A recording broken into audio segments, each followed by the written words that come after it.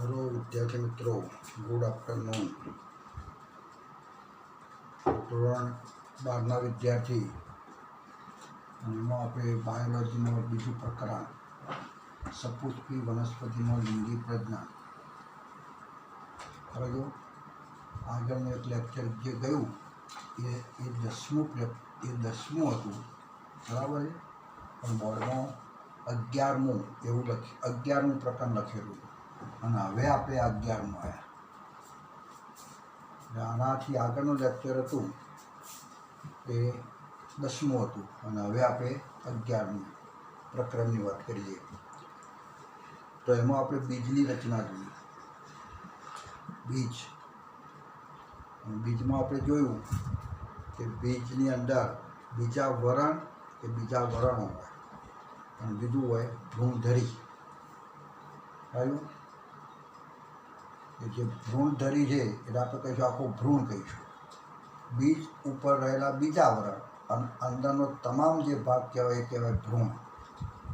અને ભ્રૂણની અંદર પછી 3 રચના હોય. કઈ? તો બીજપત્ર, ભ્રૂણાગ્ર અને ભ્રૂણમૂળ. એ રીતે આપણે વાલનું બીજ દોર્યું હતું ને, આ વાલનું બીજ, એ બીજના ઉપર બીજા વરણ છે. પછી અહીંયા એક છિદ્ર જેવી રચના હોય જેને કહીશું બીજ છિદ્ર. આ બીજની રચનામાં આવે. ચાલો ગયો, આ છિદ્ર જેવી રચના છે. બીજા વરણ. હવે આ બીજા વરણને આપણે બીજને હવે પાણીમાં પલાળી રાખો 24 કલાક, તો જેના કારણે બીજ શું થાય? ફૂલે. અને બીજા દિવસે સવારે તમે આમ કરીને દબાવો ત્યારે એના બીજા વરણ છૂટા પડશે. એટલે કોરેમરે રહેલા જે બીજા વરણ છે ને એ બીજા વરણ જુદા પડશે. એટલે આના કોરેમરે આવું બીજા વરણ હોય. કેટલા હોય? 2. બહારનું બીજા વરણ, બાહ્ય બીજા વરણ, અને કહીશું બાહ્ય બીજા વરણ.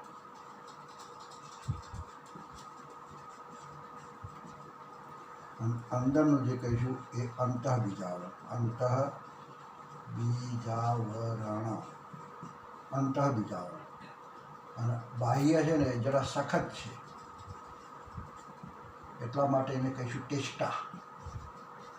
અંગ્રેજીમાં બાહ્ય બીજાવરણને શું કહીશું? ટેસ્ટા. અને આ જરા નરમ છે એટલા માટે એને કહીશું ટેગમેન.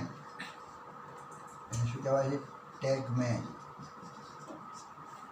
એટલે 2 બીજાવરણ છે, એમાં એક ટેસ્ટા અને અંદરનું જે કહેવાય એ અંતઃબીજાવરણ, જેને કહીશું ટેગમેન.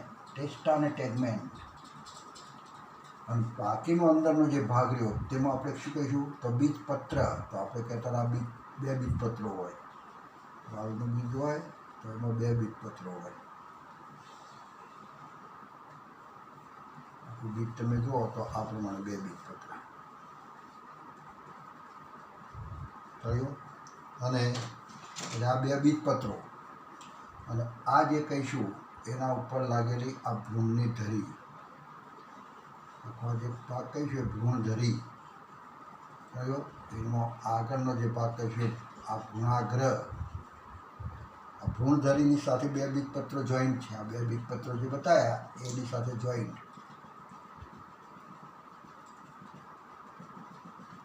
જ્યારે ઉપરનું ફોતરું લઈ લઈએ ત્યારે 2 બીજા વરણો આપણે 2 બીજપત્રો આ પ્રમાણે જોવા મળે.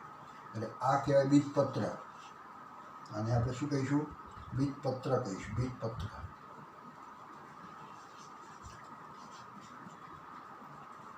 અને આ જે કહીશું એ ભ્રૂણ. ભ્રૂણ અને કહીશું. અને આ ભ્રૂણ જે ભાગ છે આખો, આ જે ભ્રૂણનો જે ભાગ છે આખો બતાવીએ છે, આખો ભ્રૂણનો ભાગ, એમાં નીચેનો જે ભાગ કહીશું આ ભ્રૂણ ધરી કહેવાય. આખી ધરી. એ ધરીની વચ્ચોવચ્ચ 2 બીજપત્રો ચોંટેલા છે. અને 2 બીજપત્રો જો ચોંટેલા છે ત્યાંથી ઉપરનો ભાગ જે કહેવાય, ઉપરનો એની ટૂંચ જે કહીશું ભ્રૂણાગ્ર.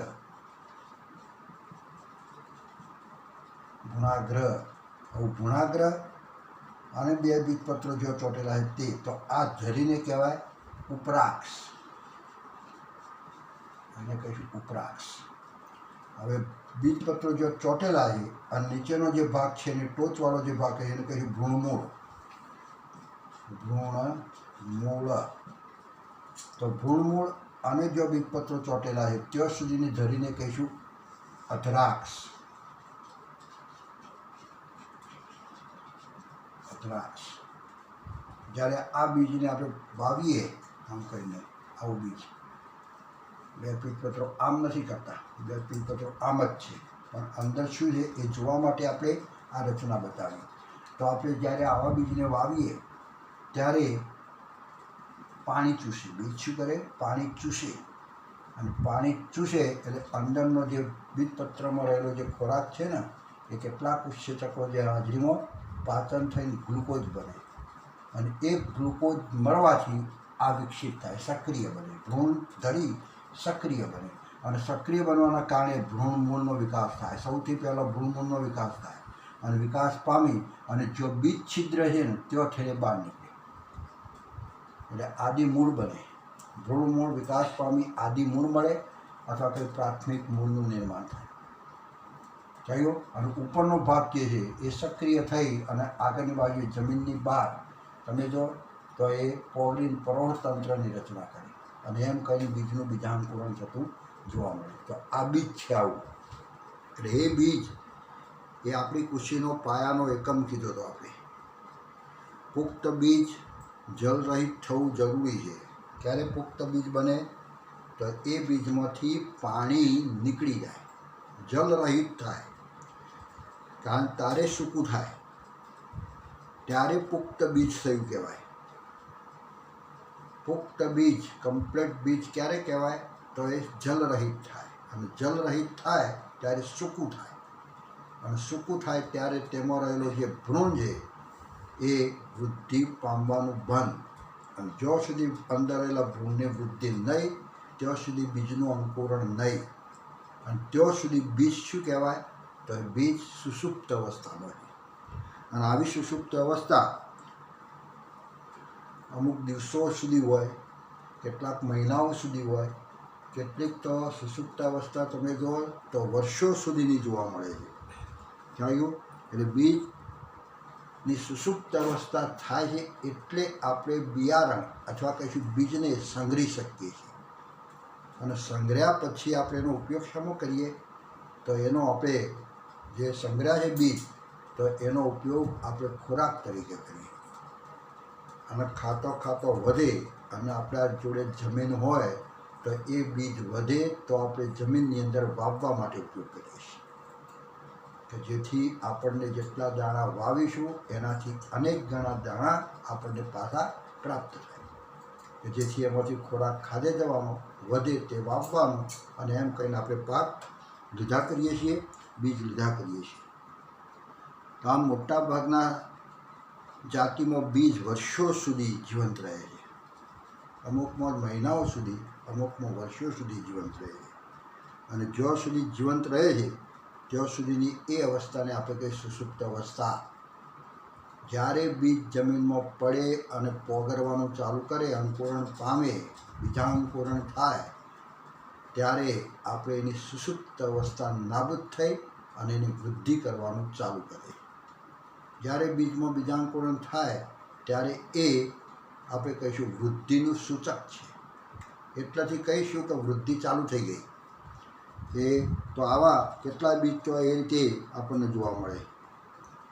એટલે એવા કેટલાક પુરાવા એવાય જોવા મળે છે કે તો સૌથી જૂનું બીજ લ્યુપાઇનનું છે.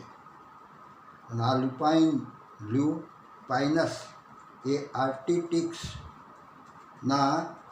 આર્કટિક ટુંડ્રમાં લગભગ 10,000 વર્ષની સુષુપ્તા પછી બીજ અંકુરિત થયાના પણ ઉદાહરણ છે.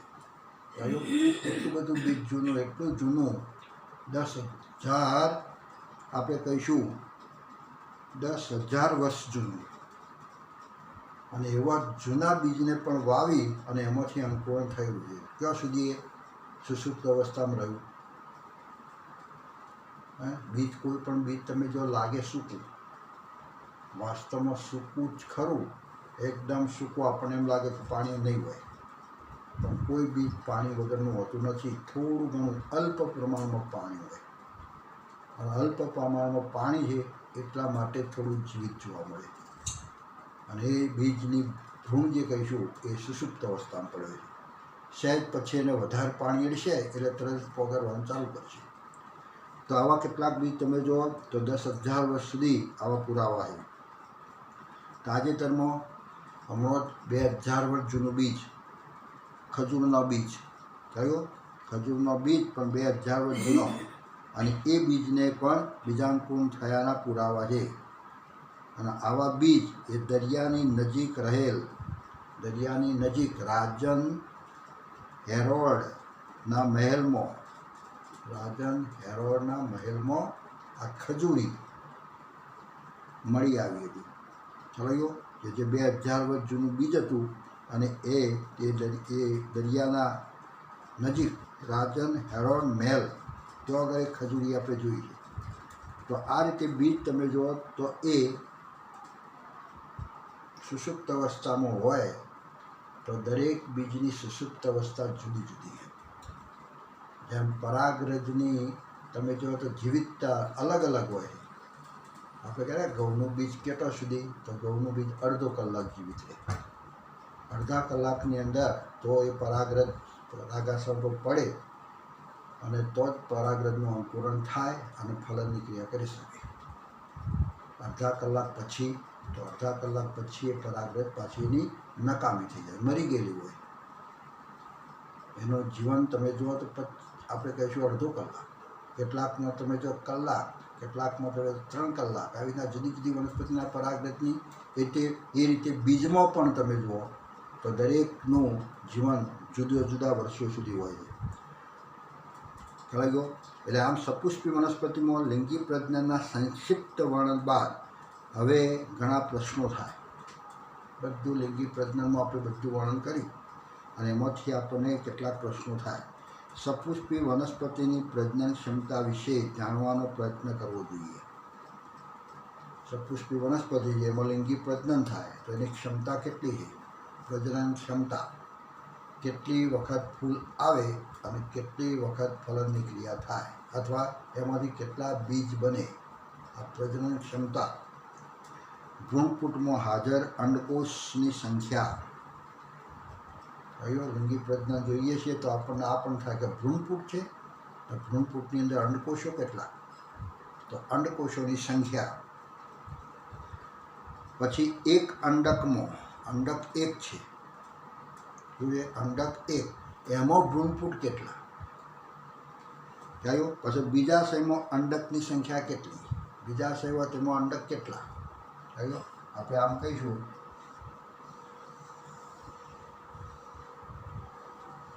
અશુદ્ધોલી સ્ત્રીકેશર, અને સ્ત્રીકેશરની અંદર આપણે કહીશું તો આ બીજાશય, તો બીજાશયમાં આવા અંડક કેટલા,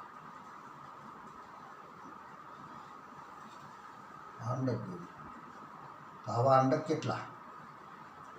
એમાં ખબર છે પ્રતિધ્રુવ કોષો, આ શું કહીશું અંડકોષ, અને આ શું કહીશું સહાયક કોષ, અને આને કહીશું દ્વિતીય કોષ. હવે તો એક બીજાશયમાં અંડક કેટલા, અંડકમાં ભ્રૂણપૂટ કેટલા, આ અંડક છે આપણું, તેમાં ભ્રૂણપૂટ કેટલા, અને ભ્રૂણપૂટમાં અંડકોષો કેટલા, ભ્રૂણપૂટમાં હવે અંડકોષો કેટલા. ચાલી ગયો? તો આ બધા પ્રશ્નો આપણે આ બધી બાબતો જોઈ તો આપણને જે કંઈ વર્ણન કરીએ વર્ણનની અંદર તમે જુઓ તો આપણને કેટલાક આવા પ્રશ્નો ઉત્પન્ન થાય છે. બીજાશય, તો બીજાશયમાં અંડક કેટલા, અંડકમાં ભ્રૂણપૂટ કેટલા, અને ભ્રૂણપૂટમાં અંડકોષો કેટલા, અંડકોષ આ કેટલા. તો આ બધા પ્રશ્નો આપણને થતા હોય છે. એક લાક્ષણિક પુષ્પમાં બીજાશયની સંખ્યા કેટલી. એક પુષ્પ છે આખું ફૂલ, તો એ ફૂલમાં બીજાશય કેટલા. આપણે કહીએ આખું આ ફૂલ છે,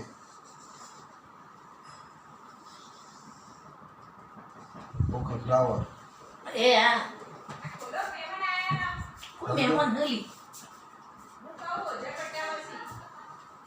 અને કોઈક જગ્યાએ તમે જુઓ તો આ પ્રમાણે તમે જુઓ તો આ પ્રમાણે આ ફૂલ કહીશું આપણે. ચાલો ગયો 2 મિનિટ, થોડો અવાજ આવે છે.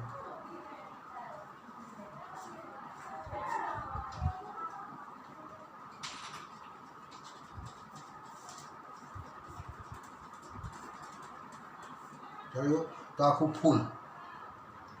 તો આ ફૂલમાં બીજા છે કેટલા? અને એક વનસ્પતિ આખી એક વનસ્પતિ આપણી. તો આખી એક વનસ્પતિમાં એક વૃક્ષમાં ફૂલ કેટલા? એટલે આપણને આવા પ્રશ્નો રાખા. એક વૃક્ષ છે આખું, તો એક વૃક્ષમાં ફૂલ કેટલા? ફૂલમાં બીજાશય કેટલા? બીજાશયમાં અંડક કેટલા? એક અંડકમાં ભ્રૂણપૂટ કેટલા? અને એક ભ્રૂણપૂટમાં અંડકોષો કેટલા? એટલે આવા કેટલાય પ્રશ્નો આપણને ઉદ્ભવે. ખ્યાલ આવ્યો? અને બીજા પણ કેટલાય પ્રશ્નો ઉદ્ભવે.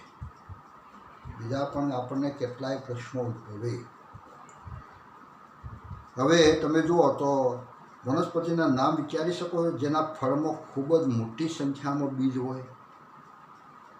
એવાય કોઈ ફળ ખરા કે જેની અંદર બીજની સંખ્યા વધારે હોય? ફળ એક, તો આમાંથી બીજાશય છે ને, એમાંથી ફળ એક બને, બરાબર છે. અને એની અંદર તમે જો અંડક વધુ હોય તો આપણને બીજ વધુ જોવા મળે, ઘણા બીજા જોવા મળે. જેટલા અંડક, બીજાશય છે એક, એટલે ફળવાળો ભાગ તમે જો આખો આ ફળવાળો ભાગ ખાવા લાયક ભાગ, પણ વચ્ચે પડેલા બીજ જે છે ઘણા બધા. કેમ? તો અંદર અંડક વધારે થયો. એટલે એવા કોઈ ફળ ખરા કે જેની અંદર બીજની સંખ્યા વધારે હોય? તો આપણે એક કહીશું ઓર્કિડ નામની વનસ્પતિનું ફળ. એવું કહીશું ઓર્કિડ. તો ઓર્કિડની અંદર બીજ વિપુલ પ્રમાણમાં જોવા મળે. થયો. એનું ફળ હોય તો એની અંદર બીજ તમે જુઓ તો વધારે જોવા મળે છે. ઓર્કિડ મૂકી શકીએ. એટલે ઓર્કિડને આપણે આ શ્રેણીમાં મૂકી શકીએ કે જેના ફળમાં બીજની સંખ્યા વધારે છે. ખ્યાલ આવ્યો? તેનું દરેક ફળ હજારોની સંખ્યામાં નાના નાના બીજ ધરાવે છે. ફળ એક, બીજ ઘણો. અંજીર, બીજ ફળ એક અને અંદર ઝીણા ઝીણા દાણા ઘણા બધા. વડનો ટેટો, તો વડનો ટેટો ગોળો હોય, પાકે અને અંદરની બાજુ તમે જો બીજ પરિપક્વ જે બીજ થયેલા હોય તો ઘણો બધો નાનો નાનો બીજ જોવા મળે. બરાબર? આવું જ કેટલીક પરોપજીવી જાતિઓ જેવી કે ઓરનબેંકી અને સ્ટ્રાઇગાના ફળમાં જોવા મળે છે. કઈ આપણે કીધી પરોપજીવી વનસ્પતિ? આવું કેટલીક પરોપજીવી જાતિઓ જેવી કે ઓરોબેંકી,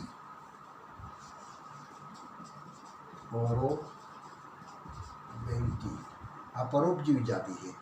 અને બીજી એક આપણે કહીશું સ્ટ્રાઇગા.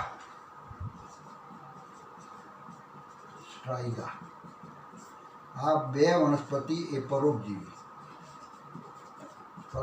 વનસ્પતિ છે. અને એ બંને વનસ્પતિ એ બીજામાં રહે છે. તો એના ફળમાં આવું જ જોવા મળે છે. એટલે આપણે કહીશું ઘણા બીજ જોવા મળે. તમે વડ પણ તમે જુઓ, એના ટેટા જુઓ તો એની અંદર પણ નાના નાના બીજ ઘણો બધા જોવા મળે. આટલા નાના બીજમાંથી વડ કેટલું મોટું વૃક્ષ વિકાસ પામે છે. એક વડનું વૃક્ષ કેટલા અબજો બિલિયન બીજ સર્જે છે. એક ટેટામાં ઘણો એવા ટેટા કેટલાય હોય. વડ જોયો છે અને ટેટા આવેલા છે તો તમે જો લાલ લાલ ટેટા કેટલાય વળગેલા હોય. અને એક ટેટામાં હજારોની સંખ્યામાં તમે જુઓ તો બીજ હોય. હવે એક બીજમાંથી એક વડ તૈયાર થાય. એક નાનું બીજ અને એમાંથી આવડો મોટો વડ તૈયાર થતો હોય. ખ્યાલ આવ્યો? એટલે આ રીતે તમે જો કુદરતની આપણે લીલા જેને કહીશું, કુદરતની આ પ્રકૃતિ આપણે કહીશું. અને આ કુદરતમાં જ શક્ય, કોઈ માણસ દ્વારા કે કોઈ બીજા દ્વારા શક્ય જ નથી. એવા કોઈ બીજ બનાવો ને એમાંથી આખું મોટું ઝાડ થાય. આ કુદરતી છે. અમે જો એક જીવમાંથી બીજો જીવ બનવો કોઈ ન બનાવે. કેટલાય સાધનો શોધાયા છે. થયો ઠંડુ ગરમ આપણે કે ગર્ભાશયની અંદર બાળકનો વિકાસ થતો હોય છે અને આખું બાળક બને. શુક્રકોષ અને અંડકોષો મળે અને ફલિતાંડ બને અને ફલિતાંડમાંથી આખું હાથ પગ મોઢું અને માનવ જેવા અંગો બધા તૈયાર થઈ જાય. 9 મહિનામાં બધું તૈયાર. તો વૈજ્ઞાનિકોએ ગર્ભાશયનું વાતાવરણ ઊભું કરેલું છે. ગર્ભાશયમાં જેવું રચના છે એવી રચનાઓ પણ ઊભી કરેલી થયો અને એની અંદર શુક્રકોષ અંડકોષનો ફલન કરીને મૂકેલો છે પણ કોઈ દર વિકાસ પામતો નથી અને એમાંથી બાળકનો વિકાસ થતો નથી. આ બધું કુદરતી રીતે એક નાના સરખા બીજ જે હતું એ નાના સરખા બીજમાંથી આવડો મોટો વડ તૈયાર થતો હોય છે. ચાલો મોટું વૃક્ષ તૈયાર થાય અને આવું બીજ ઉદાહરણ આપી શકો છો જેમાં એક નાની રચનામાંથી વર્ષો પછી એક મોટો જયભાર સર્જાય. એ બીજ નાનું અને બીજ નાનામાંથી જયભાર મોટો થઈ જાય. જયભારે થવું એટલે શું? કયો? બાયોમાસ. તો એ વનસ્પતિમાંથી આખું મોટું ઝાડ થાય. એ સૂર્યપ્રકાશથી પ્રકાશ સંશ્લેષણ કરી અને કુલ પ્રાથમિક ઉત્પાદકતા મેળવે છે. જીપીપી આ કુલ પ્રાથમિક ઉત્પાદકતા કહેવાય. ગ્રોસ પ્રાઇમરી પ્રોડક્ટિવિટી જેને કહીશું કુલ પ્રાથમિક ઉત્પાદકતા. ચાલ્યો હવે એમાંથી એ વનસ્પતિ પોતાના શ્વસનની અંદર કેટલીક વાપરે, કેટલીક આપણે કહીશું ઉર્જા વાપરે, કેટલો આપણે કહીશું શક્તિ વાપરે અને વાપર્યા પછી જે બાકી રહે તો તે એનો જયભાર કહેવાય. ચાલો વાપર્યા પછી જે બાકી રહે તેને શું કહીશું? Net primary productivity. Net primary productivity NPP. વાપર્યા પછી બાકી રહે તે એનો જયભાર કહેવાય. આ જયભાર. એ જયભારનો ઉપયોગ શેમાં? તો અન્ય પ્રાણીઓ એ વનસ્પતિને ખાય. એ વનસ્પતિની અંદર જે પેશીઓ બની, જે ડાળો બન્યો, પ્રકાંડ બન્યા અથવા આપણે કહીશું પત્તો જે બન્યો, એ દરેક પત્તાની અંદર પેશીઓ જે છે એ પેશીઓનું નિર્માણ બધું વજન કરો. આ કોનો ભાર છે? તો વનસ્પતિનો ભાર. શ્વસનમાં થોડું વાપરી બાકીનું જે વધ્યું એમાંથી આ બધું બનાવ્યું છે. પત્તણ આ તે બધું બનાવ્યું કે જેમાં જે દ્રવ્યો પડેલા છે એ વનસ્પતિનો ભાર, જયભાર. જેનો ઉપયોગ જે વનસ્પતિ ખાતા હોય પ્રાણીઓ, તો એ ખાતા પ્રાણીઓ જે કહીએ પ્રાણીઓ દ્વારા એ જયભારનો ઉપયોગ થાય છે. ખાતા હોય એના દ્વારા જયભારનો ઉપયોગ થાય છે.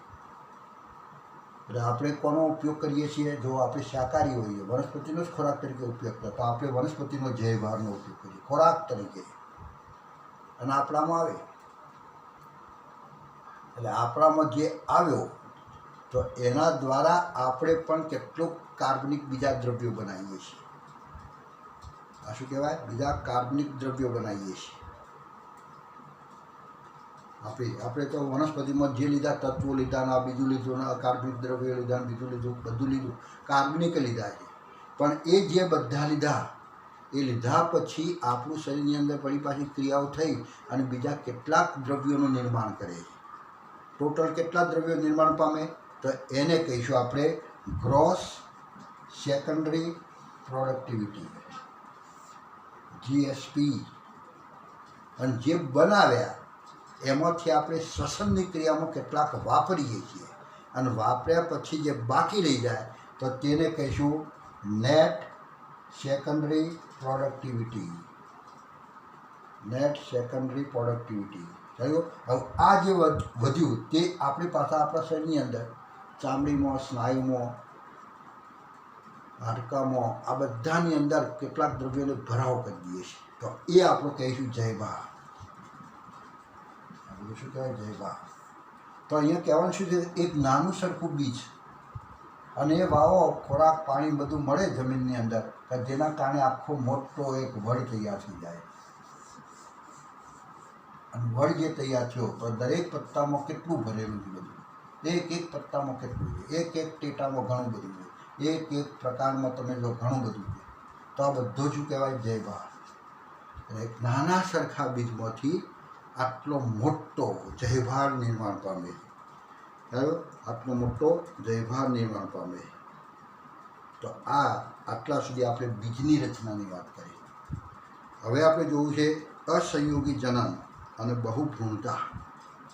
કયું અસંયોગી જનન પહેલાં જોઈએ, જેને કહીશું અસંયોગી જનન એપોમિક્સિસ. કયું અસંયોગી જનન એપોમિક્સિસ.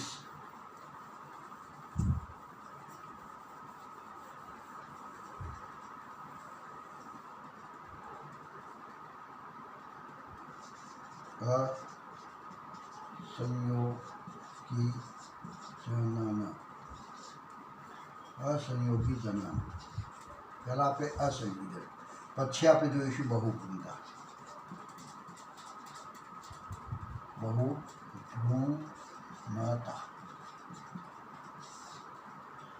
બહુભ્રૂણતા જેને કહીશું પોલી એમ્બ્રિયોની. અને શું કહેવાય? પોલી એમ્બ્રિયોની. અને અસંયુક્ત જનનને આપણે શું કહીશું? તો એપિમિક્સિસ.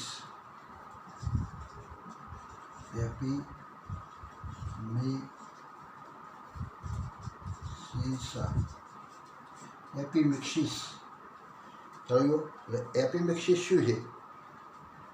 તો સામાન્ય રીતે બીજનું નિર્માણ ફલન થયા પછી થતું હોય.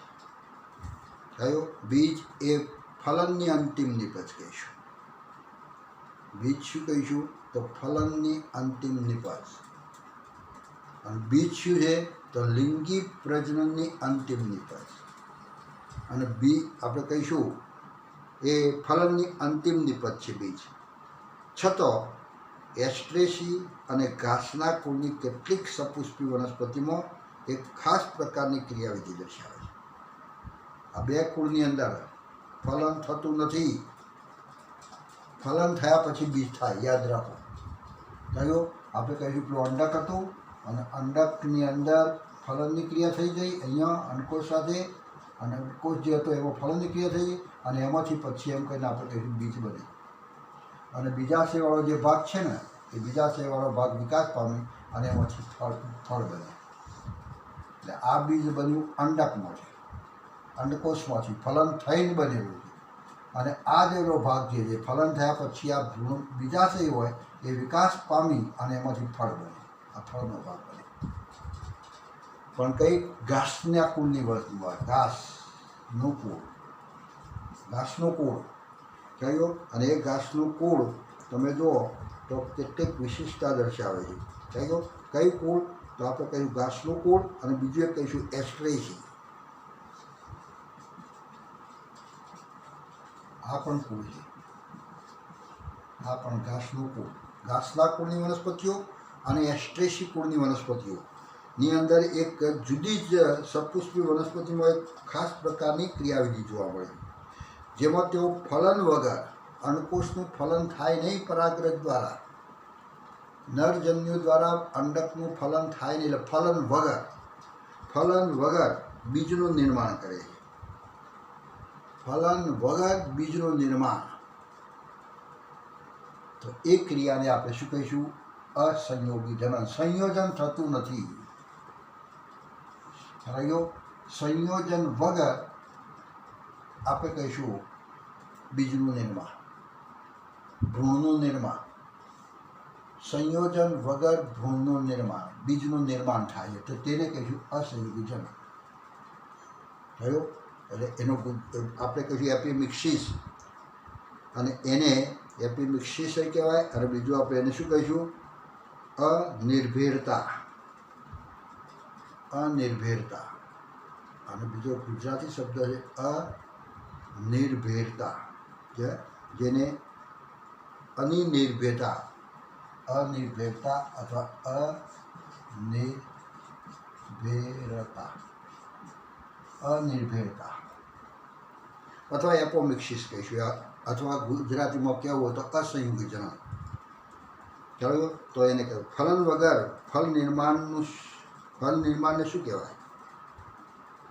ફલન વગર ફળ નિર્માણ થતું હોય તો કેટલાકમાં તમે જો ફલન થતું નથી અને બીજાશય વિકાસ પામીને એમાં ફળનું નિર્માણ થાય, તો એ નિર્માણને આપણે શું કહેતા હતા?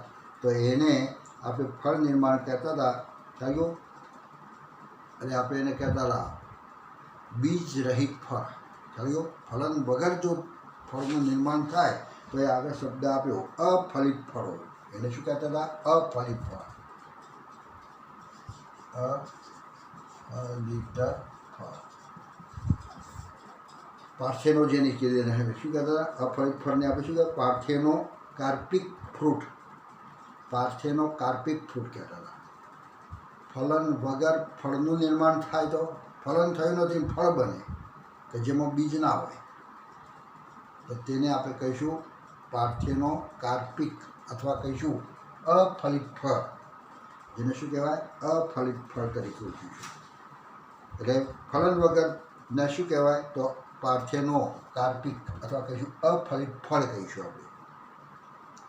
આમ અસંયોગીજન એ અલિંગી સ્વરૂપે થાય. અસંયોગીજન કેવું હોય છે? જેમાં ફલન નથી, જેમાં બે પિતૃ ભાગ લેતા નથી, એવું જ થયું ને. બે પિતૃ ભાગ નથી લેતા તો શું કહેવાય?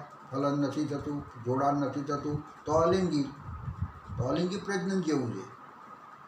પણ એનો જે વિકાસ થવાનો એ લિંગી પ્રજનનની જેમ છે. એટલે વિકાસની ક્રિયા તમે જો લિંગી પ્રજનનની નકલ કરે છે, બાકી છે અલિંગી પ્રજનન. કેમ અલિંગી કીધું? કારણ કે જોડાયા વગર, અંડકોષનો સાથે જોડાણ થયા વગર, ફલન વગર બીજનું નિર્માણ થાય. અને ફલન વગર જો બીજનું નિર્માણ થાય તો કહેવાય અલિંગી પ્રજનન. અને અલિંગી પ્રજનન પણ નકલ કોની કરે છે? તો લિંગી પ્રજનનની નકલ છે. જેમાં લિંગી પ્રજનનની નકલ કરવામાં આવે. અસંયોગી બીજ અનેક રીતે સર્જી શકાય છે. અસંયોગી જનનની ક્રિયા તમે જો અનેક રીતે થાય તો એના આપણે એક જોઈશું કોઠા સ્વરૂપે. થયો. અને કોઠો આપણે બીજા લેક્ચરમાં સમજીએ, પણ આપણે કોઠો જોઈ લઈશું અત્યારે. થયો. સર્જાય છે. ઘણી જાતિઓમાં અર્ધીકરણ થાય નહીં વગર દ્વિતીય અંડકોષનું નિર્માણ થાય છે. અર્ધીકરણ વગર દ્વિતીય કોષનું નિર્માણ થાય છે. અને ફલન વગર ભ્રૂણમાં વિકાસ પામે છે. ઘણું ખરું લીંબુ, કેરીની ઘણી જાતો જેવી વનસ્પતિઓમાં ભ્રૂણપૂટની આસપાસના પ્રદેશના કેટલાક કોષો વિભાજન પામી ભ્રૂણપૂટમાં ઉપસી આવે છે. ભ્રૂણપૂટના જે ભાગો છે ને, અને એમાં રહેલા કેટલાક કોષો બીજાય જે છે, અંડકોષ સિવાયના બીજાય કોષો જે જોવા મળે એ પણ ભ્રૂણના નિર્માણમાં ભાગ લે છે. એમાંથી પણ બીજ બની જાય છે. ચાલ્યો. એટલે ફલન થાય પછી બીજ બને એવું નથી. ફલન વગર પણ બીજનું નિર્માણ થાય છે. અને એ બીજનું નિર્માણ શેમાંથી? તો અંડકોષમાંથી થાય. સહાયક કોષો પણ કેટલીક વખત આ બીજ બનાવે. કેટલીક વખત આ શું કહીશું? આ અંડક અને અંડકના જે કહીશું ના અંડકાવરણ, તો અંડકાવરણના કોષોમાંથી પણ બીજ બને. આમ જુદા જુદા ભાગો આખા અંડકમાં જે કંઈ કોષો આવેલા એ બધા કોષો ફલન થયા વગર, એકબીજા સાથે જોડાયા વગર સીધું બીજનું નિર્માણ કરે. આ સંયોગીજનન છે. આવું અનેક પ્રકારે અસંયોગીજનન બીજ ઉત્પન્ન થતા જોવા મળે. એના પ્રકારો પણ ઘણા બધા છે. ભ્રૂણમાં ઉપસી આવે અને ભ્રૂણમાં પરિણમે, પણ એ ભ્રૂણ બનાવી દે છે. ખરે એવા કેટલાક કોષો. તો આવી જાતિઓમાં દરેક અંડક ઘણા બધા ભ્રૂણ ધરાવે. હવે એવું જો અંડક હોય કે જેમાં આમાંથી ભ્રૂણ બને, આમાંથી ભ્રૂણ બને, પછી પ્રતિધ્રુવ કોષોમાં જ ભ્રૂણ બને, સહાયક કોષોમાં જ ભ્રૂણ બને, તો એક જ અંડકમાંથી કેટલા બધા ભ્રૂણ બને. તો આ જે ક્રિયા થઈ તેને કહીશું બહુભ્રૂણતા. આપણે કહીશું એક બીજ, અને એ બીજની અંદર ઘણા બધા ભ્રૂણ તૈયાર થાય તો, અને બીજની એટલે અંડક જે આપણે કહેતા ને અંડક, તો અંડકમાંથી આ ભ્રૂણપૂટમાંથી બનતો હોય, કહેતા પ્રતિધ્રુવ કોષોમાંથી ભ્રૂણ તૈયાર થાય, અંડકોષમાંથી પણ ભ્રૂણ તૈયાર થાય, ફલન વગર બધું. પછી આમાંથી આ જે કીધું ને અંડકાવરણ, તો અંડકાવરણના કેટલાક કોષોમાંથી ભ્રૂણનું નિર્માણ થાય. એક જ બીજમાં ઘણા બધા ભ્રૂણ ચોંટેલા જોવા. તો આને કહીશું બહુભ્રૂણતા.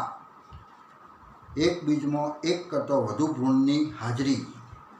બીજ એક અને એમાં ઘણા બધા ભ્રૂણ, તો આને શું કહીશું? બહુભ્રૂણતા તરીકે ઓળખવામાં આવે છે. ગર્ભાશય એક, પણ એમાં ઘણા બધા જીવ વિકાસ પામતા હોય તો બહુભ્રૂણતા કહેવાય. જોયું, એમાં બહુભ્રૂણતા કહેવાય. તો એ રીતે અહીંયા પણ આ બહુભ્રૂણતા કહીશું આપણે. નારંગીના બીજ કાઢો. નારંગીમાં આવું ઘણું જોવા મળે. એના કાંઠા કાંઠા દાણા હોય છે ને, એ દાણા તમે જુઓ અને આમ દબાવો તો બીજમાં બીજ હોય. એ બીજ અને બીજની અંદર પણ બીજા બધા બીજના નાના નાના બીજ કેટલાક જોવા મળે. બીજમાં બીજ બહુભ્રૂણતા છે. તો કાઢો ને તેને દબાવો તો દરેક બીજમાં વિવિધ કદના આકારના ઘણા બધા ભ્રૂણ જોવા મળે. અનેક એવા ભ્રૂણ જોવા મળે. જેમ વાલનું બીજ દબાવો અને અંદરથી બીજપત્ર, ભ્રૂણ, ભ્રૂણાગ્ર અને ભ્રૂણધરી એ આખો ભાગ જે ભેગો થાય, 3 રચનાઓ ભેગી થાય ત્યારે શું કહેવાય? ભ્રૂણ કહેવાય. તો આખો ભ્રૂણ જે બને છે એવા ભ્રૂણ ઘણા બધા બને. એક બીજમાં ભ્રૂણ અનેક, ત્યારે આપણે કહીશું બહુભ્રૂણતા. અને આવા બહુ ઘણા બધા ભ્રૂણ જોવા મળે છે. દરેક બીજમાં આવેલા ભ્રૂણની ગણતરી કરો, કેટલા ભ્રૂણ છે. 2 કરતાં વધારે હોય તો બહુભ્રૂણતા કહેવાય. અને અસંયોગી ભ્રૂણનું જનનિક વલણ શું છે? અસંયોગી જનનથી જે કંઈ બન્યું છે કેવું છે વલણ? તો એ આપણે કહીશું અલિંગી પ્રજનનની જેમ, તાદશ્ય કોપી. કારણ કે એમાં 2 જન્યુઓનું જોડાણ થતું નથી. એ જે વનસ્પતિ છે એ વનસ્પતિના કોષો જ વિકાસ પામી, ફલન વગર વિકાસ પામી અને વનસ્પતિ બનતી હોય. કોના જેવી હોય? તો એ વનસ્પતિ જે છે ને પિતૃ, એના જેવી જ જોવા મળે છે. એટલે આપણે એની પ્રકૃતિ તમે જુઓ તો એ પ્રતિકૃતિ કોલન કહી શકાય. એ કોલન કહી શકાય તો કોલન કહી શકાય. કારણ કે બહુભ્રૂણતા શું છે? ફલન વગર થાય છે એ બધું જ કોલન. ફલનથી થાય તો જનીનો ભળે બીજા, અને બીજા ભળી અને કંઈક જુદી જ સજીવ અસ્તિત્વમાં આવે. કહ્યું, પણ એક જ પિતૃમાંથી જે નિર્માણ પામે, અલિંગી પ્રજનન થયું તો એમાંથી જે કોપી બને અથવા જે સજીવ બને અથવા જે ભ્રૂણ બને તો એના જેવો જ બને. જનનિક પ્રતિકૃતિ કહેવાય. અને જો જનનિક પ્રતિકૃતિ હોય તો ત્યાં આગળ કોલોન તરીકે કહેવાય. કોલોન એટલે આબેહૂબ કોપી, એને એકદમ ઝેરોક્સ કોપી કહેવાય. તો એ પ્રમાણે નિર્માણ પામતું જોવા મળે છે. હવે આપણે આપણા ખોરાકની અંદર અસંયોગી જનનનો કોઠો જે જોવો છે એ હું તમને પછી બતાવું. પહેલાં આપણે આ પ્રકરણ પૂરું કરું એટલે આપણને ખ્યાલ આવે. હવે આપણે આપણા ખોરાક અને શાકભાજીની કેટલીક સંકર જાત વિશિષ્ટ રીતે ઉગાડવામાં આવે. આપણે હવે ખેતરની અંદર ચીલા ચાલુ બીજની વાવણી કરતા નથી. એ ખેતીવાડીની દુકાનમાં જઈ અને એનું જો બિયારણ મળતું હોય ને, અસલ સંકર કરેલું બિયારણ, જેમાંથી સારું આપણને પાક થાય, વધુ પાક થાય, કોથળે કોથળા ભરાઈ જાય એવો પાક લાવી, એવો આપણે બીજ લાવીને વાવીએ છીએ. અને એ બીજ એટલે કયા બીજ કહેવાય? તો સંકર બીજ. એટલે આપણે સંકર જાતનો ઉછેર કરીએ છીએ. સંકર જાતને ઉગાડવામાં આવે છે. સંકર જાતથી ઉત્પાદકતા ઘણી ઊંચી હોય છે. કેમ ભાઈ આપણે આવું ઉગાડીએ છીએ? તો એ જાતથી એની ઉત્પાદકતા, જે પાક પાકે ને તો એ પાક વધુ પ્રમાણમાં પાકે છે. ઉત્પાદકતા ઊંચી હોય છે. કહ્યું, પણ સંકર જાતની એક મુશ્કેલી શું છે? સંકર બીજ લાવ્યા અને એ બીજ લાવીને વાવ્યા, અને વાવ્યા ત્યારે કોથળે કોથળા ઘઉંના થયા, બીજ બન્યા આપણને, ખ્યાલ ઘણા બધા. પણ એ સંકર બીજ નહીં. કારણ કે એનામાં સંકર ગુણધર્મો જે હતા, જનનિક ગુણધર્મો જે હતા એ બધા વિશ્લેષણ પામી જાય. એ દરેક બીજની અંદર એના જે લક્ષણ હતા બધા વહેંચાઈ જાય છે. એટલે ફરી પાછા જે પાક્યા એમાંથી આપણે બિયારણ તરીકે ઉપયોગ કરી શકતા નથી. એટલે જેટલી વખત આપણે વાવવા હોય ઘઉં, એટલી વખત બહારથી બિયારણ લાવવું પડે, સંકર બીજ લાવવું પડે.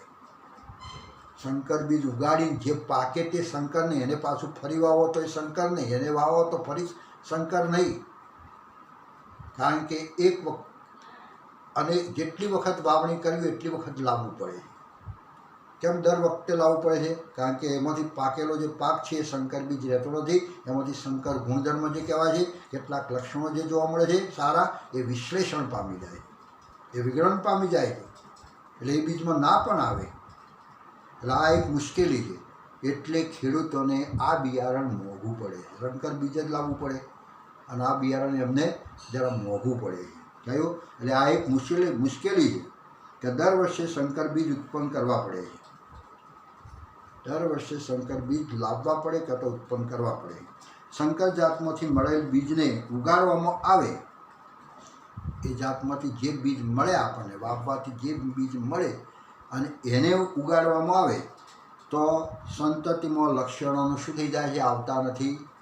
સંતતિમાં લક્ષણો વિશ્લેષણ પામે છે, આવતા નથી ને વેચાઈ જાય છે.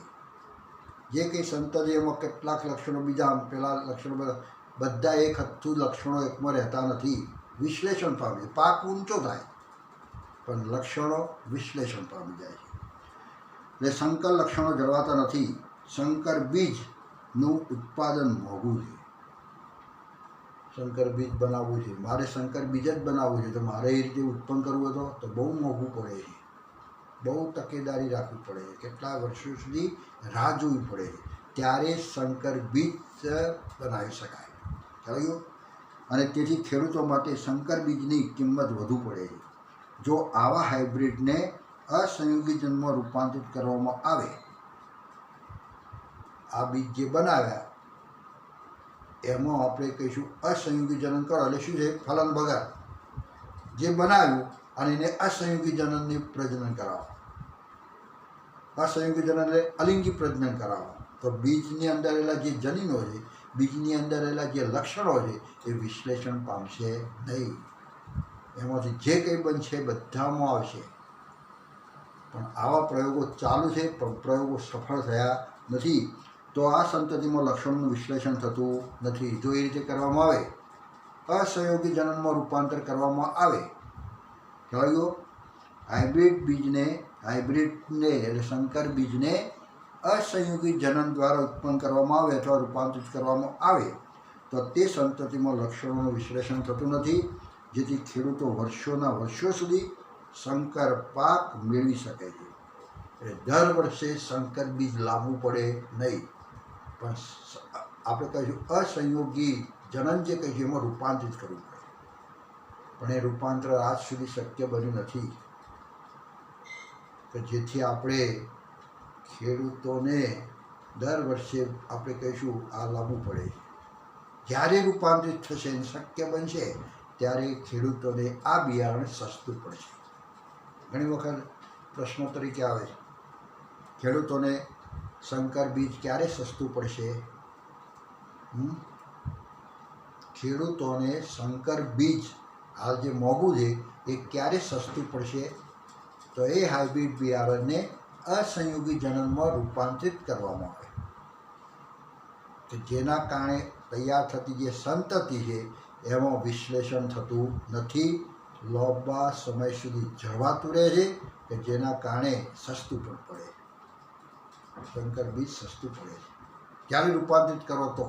અસંયોગી જનનમાં રૂપાંતરિત કરવામાં આવે તો એ સસ્તું પડે છે. કહ્યું? એટલે આ કરવું પડે, અસંયોગી જનનમાં રૂપાંતરિત કરવું પડે કે જેથી ખરીદવાની જરૂર નહીં દર વર્ષે. સંકર બીજ ઔદ્યોગિક એકમો કહ્યું? ઔદ્યોગિક એકમો એટલે જે ઉદ્યોગો ચાલે છે ત્યાં તો અસંયોગી જનના મહત્ત્વને કારણે વિશ્વભરની પ્રયોગશાળામાં થઈ રહ્યા છે. કહ્યું? પ્રયોગશાળાની અંદર ઔદ્યોગિક માટે જરૂર પડે તો ત્યાં આગળ આ બધું થઈ રહ્યું છે. અસંયોગી જનની જનનિકતા સમજવા અને અસંયોગી જનીનોનું સંકર જાતમાં વહન કરવા માટે સક્રિય સંશોધન હાલ ચાલુ છે. એટલે અસંયોગી જન્મમાં રૂપાંતર કરવાનું છે. હાઇબ્રિડ બિયારણને અસંયોગી જન્મમાં રૂપાંતરિત કરવાના પ્રયોગો હાલ ચાલુ છે.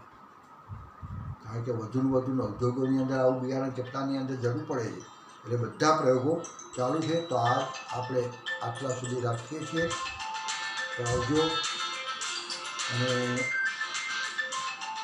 Thank you.